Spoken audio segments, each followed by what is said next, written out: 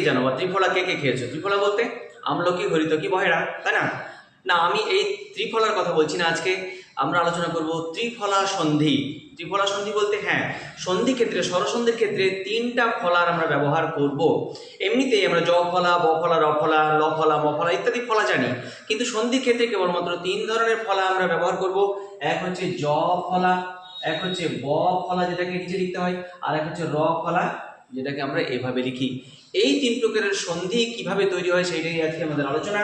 একদম সহজে আলোচনা করার চেষ্টা করব, সবাই দেখবে ভালোভাবে, আশা করছি কোনো সমস্যা থাকবে না। এবং আজকের এই আলোচনাটা আমি আরোহী পদ্ধতিতে যাব, তার মানে আগে উদাহরণ আর তারপরে সূত্রের দিকে আসবো। বোর্ডে অলরেডি আমি উদাহরণ লিখে রেখেছি। এই অংশে দেখো, এগুলো প্রত্যেকটাতে জফলা রয়েছে, জফলা জফলা জফলা, প্রত্যেকটাই জফলা রয়েছে। আর এখানে প্রত্যেকটা নিচে ব রয়েছে, মানে ব ফলা রয়েছে, আর নিচে প্রত্যেকটাতে র ফলা রয়েছে। তবে দেখা যাচ্ছে মজার বিষয়, প্রত্যেকটাতে তয়ের অফলাই আছে, কারণ তয়ের অফলা যুক্তগুলি মূলত সন্ধিযুক্ত পদ হিসেবে আমরা ব্যবহার করতে পারি। তো প্রথমেই চলে আসছি এই যে জফলা, জফলাটা কখন আসবে বা জফলা যুক্ত যদি কোনো শব্দ থাকে সেটাকে ভাঙলে কেমন ভাঙবে। মনে রাখবো, জফলা যেখানে থাকবে তার পরিবর্তে প্রথমে হ্রস্বই কিংবা দীর্ঘই আসবে, আর তারপরে তার সঙ্গে যদি কোনো কার থাকে, যেমন এখানে ইত্যাদিতে আকার আছে, এখানে তয় জফলা একার আছে, এখানে দয় জফলা আছে, এখানে আর কেউ নেই মানে অকার আছে এখানে, এরকম ভাবে যে কারগুলো থাকবে সেগুলো তারপরে করবো। একটা উদাহরণ এখানে ভেঙে দিচ্ছি, ইত্যাদি। তাহলে ইত্যাদিকে আমি কি ভাঙবো? হ্রস্বই আর ত লিখলাম আপাতত, হ্রস্বই ত। এই জফলার জন্য কাকে পাবো? জফলার জন্য হ্রস্বই পাবো, ইতি প্লাস এখানে কি কোনো কার আছে? হ্যাঁ, আকার আছে, তাহলে এটা আসবে আ, আর তারপরে দয় হ্রস্বইকার রয়েছে, দয় করে দি, ইতি যোগ আদি। আমরা যদি এটাকে এই অংশ থেকে এখানে আসতে চাই তাহলে কিভাবে যাব? রিভার্সটা কিভাবে হবে একটু দেখে নেওয়া যাক। মনে রাখা দরকার যে যদি এখানে প্রথম অংশে হ্রস্বই কিংবা দীর্ঘই থাকে, তারপরে এখানে শুরুতে যদি হ্রস্বই কিংবা দীর্ঘই ছাড়া অন্য কোনো স্বর থাকে, তাহলে এদের সংমিশ্রণে এটার জন্য তৈরি হবে জফলা, আর এখানে যে থাকবে বর্ণটা তার জন্য কার যুক্ত হবে। একটু দেখে নিন, এখানে জফলা মানে হ্রস্বই রয়েছে, সুতরাং তার জন্য জফলা হলো, আর এখানে আ রয়েছে মানে আকার হলো। প্রত্যেক যদি হয় তাহলে কি হবে? প্রত্যেক ভাঙলে আমরা প্রতি যোগ এক এভাবে ভাঙি। একটু লক্ষ্য করি, এখানে যে হ্রস্বই প্রথমে চলে এসেছে তার জন্য জফলা আসবে, হ্যাঁ এসেছে। এখানে এ রয়েছে, এর জন্য কোনো কার হয়? অবশ্যই হয় একার, এই তো একার রয়েছে। তাহলে প্রতি যোগ এক প্রত্যেক আমরা এভাবে ভেঙে নিতে পারি। এই উদাহরণগুলো থেকে আমরা একটা ফর্মুলা তৈরি করতেই পারি এখানে, যে প্রথমে যদি হ্রস্বই কিংবা দীর্ঘই আসে এবং তারপরে যদি অন্য কোনো স্বর আসে তাহলে সেক্ষেত্রে জফলা তৈরি হবে। মনে মনে অনেকেই বলছি হয়তো যে সবই তো জফলা দিয়ে দেখছি, মানে হ্রস্বই দিয়ে দেখছি, দীর্ঘই কোথায়? চলো একটা দীর্ঘইগুলো দেখি। নদ্যম্বু রয়েছে, নদ্যম্বুকে যদি ভাঙি তাহলে কেমন দাঁড়াবে? দন্তান্ন দ তো পেলাম, এখানে যে জফলা রয়েছে জফলার জন্য কি পাবো? হয় হ্রস্বই কিংবা দীর্ঘই। আচ্ছা, কখনো দন্তান্ন দয় হ্রস্বই দিয়ে বানান দেখেছি নদী? না তো, দন্তান্ন দয় দীর্ঘই দিয়ে বানান, এই তো দীর্ঘই চলে এলো, জফলার জন্য দীর্ঘই চলে এসছে। আচ্ছা, এখানে কি কোনো কার রয়েছে? দয়ে জফলা, আকার, হ্রস্বইকার, হ্রস্ব কিছু আছে? নেই, মানে কোন কার? অকার। তাহলে এখানে অ এলো, আর ময়ে বয়ে হ্রস্ব, তাহলে নদী যুক্ত অম্বু, নদ্যম্বু। একদম শেষেরটাই আসছে, বাকিগুলো তোমরা করে নেবে। আদ্যন্ত যদি বলি তাহলে আদ্যন্তকে ভাঙছি, আ এবং দ তো পেলাম, তাতে জফলা রয়েছে, জফলার জন্য হয় আমি হ্রস্বই পাবো বা দীর্ঘই। আদি কথাটা হ্রস্বই দিয়ে নাকি দীর্ঘই দিয়ে? আগে থেকে আমাদের জানা রয়েছে নিশ্চয়, হ্রস্বই দিয়ে বানানো হয় আদি প্লাস। আচ্ছা, আদ্যন্তর এখানে কি কোনো কার রয়েছে? হ্যাঁ রয়েছে, অকার, কোনো আকার একার ইত্যাদি নেই, তার মানে এখানে অ দিয়ে শুরু হবে, আর দন্ত নয় ছিল অন্ত।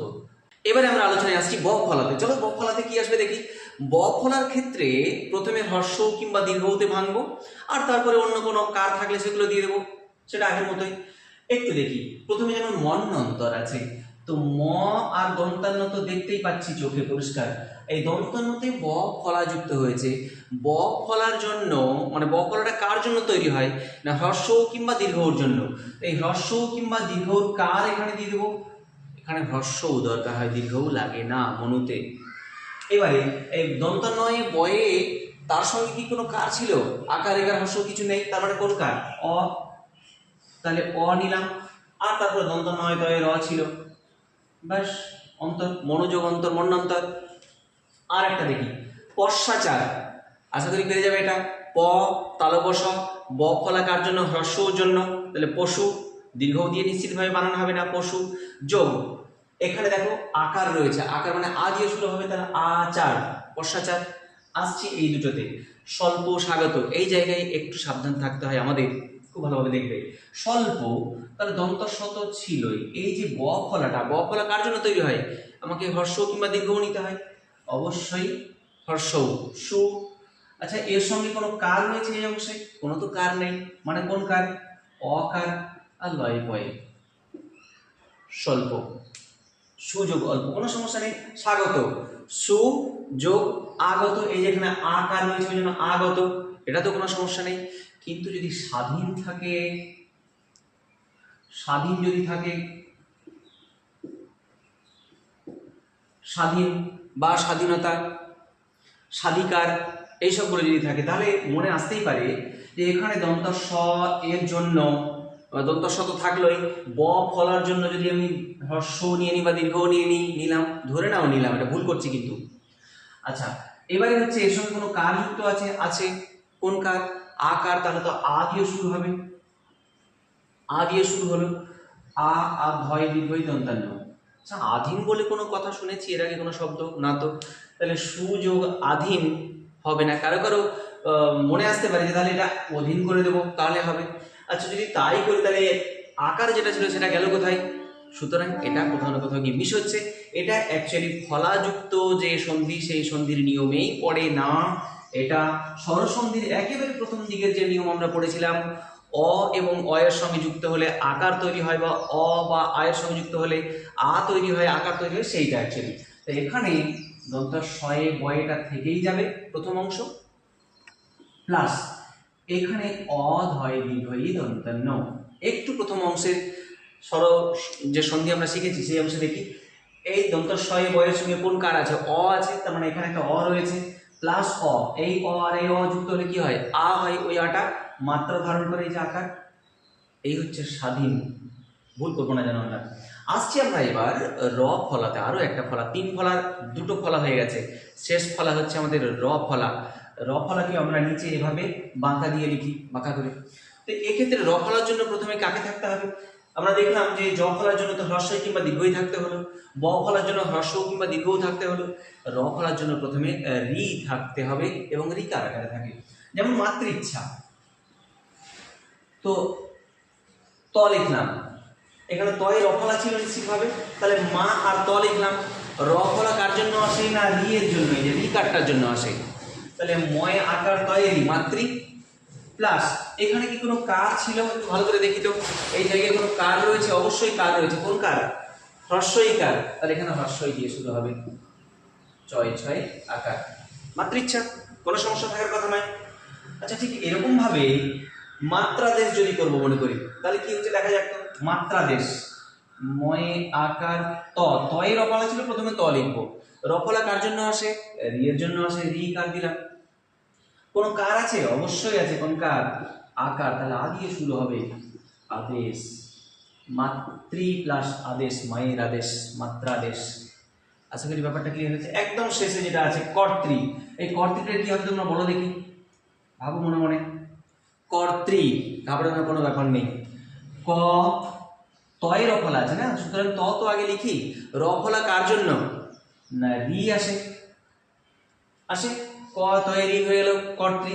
এতে কি কোনো কার আছে? কার আছে, দীর্ঘই কার আছে, একটু লক্ষ্য করা দরকার, একটা রেপ আছে কিন্তু, সুতরাং রেপটাও লাগবে, ওটা তো অটোমেটিক আগে থেকেই রয়েছে।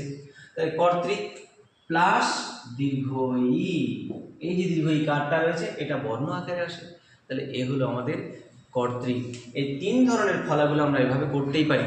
এবারে এর রিভার্সে যদি যাই, মানে আরোহী পদ্ধতি হলো, যদি অবরোহী পদ্ধতি করি, তার মানে বিচ্ছেদ করে দেওয়া থাকবে, সেখান থেকে আমরা কি করে পুরো শব্দটাকে নিয়ে আসবো, এটা দেওয়া রয়েছে। এটা সমান কি হবে না, আমরা নিয়মে আসছি। প্রথমে দেখতে পাচ্ছি এখানে হ্রস্বই কিংবা দীর্ঘই আছে, এখানে হ্রস্বই বা দীর্ঘই ছাড়া অন্য কোনো বর্ণ আছে, অন্য কোনো স্বর রয়েছে, তাহলে এখানে দন্তান্ন দ লিখবো, হ্রস্বই বা দীর্ঘই জন্য জফলা দিয়ে দেবো।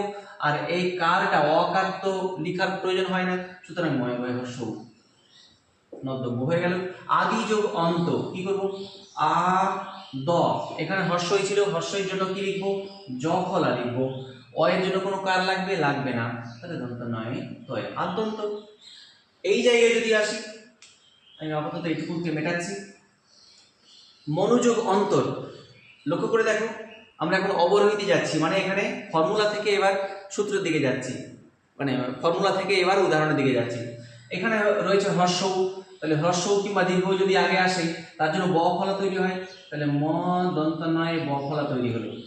কোনো কার রয়েছে, অকার, অকার দেখা যায় না, সুতরাং এখানে আছেই, আর দন্ত নয় তয় র, মন্বন্তর হয়ে গেল। এই তো সুযোগ অল্প, দন্ত স, প্রথমে হ্রস্ব বা দীর্ঘ কার থাকলেই তো তার জন্য ব ফলা এলো, প্লাস তার সঙ্গে যে অল্প রয়েছে, অ এর জন্য তো কোনো কার হয় না, তাহলে লয়ে পয়, এই ওটা এর সঙ্গে কার হিসেবে রয়েছে স্বল্প।